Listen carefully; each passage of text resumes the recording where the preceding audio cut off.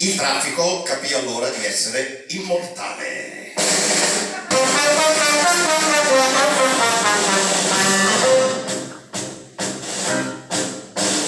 Aveva un taxi nero che andava col metano con una riga verde allo chassis. La notte posteggiava nel centro di Milano cercando di scordare il suo dono.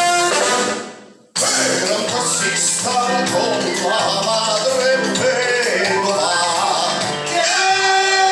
e un fratellastro biondo senza scrupoli, ladro di ruote di scorta di micromotore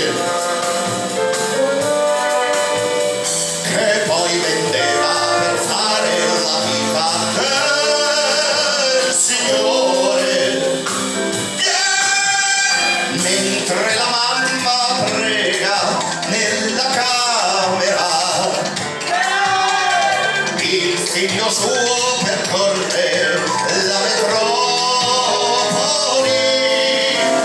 Fonda è la notte, ma c'è della Lampioni il chiarore.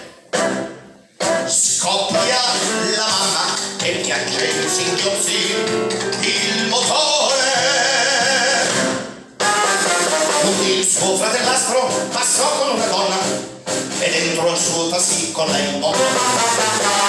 E mentre l'auto andava lui gli rubò una gomma fingendo di parlare della moto. Era una gomma bianca molto elastica che lui usava solo la domenica. Era una gomma, ma più che una gomma, un ricordo. Era un regalo che mamma gli fece a Natale.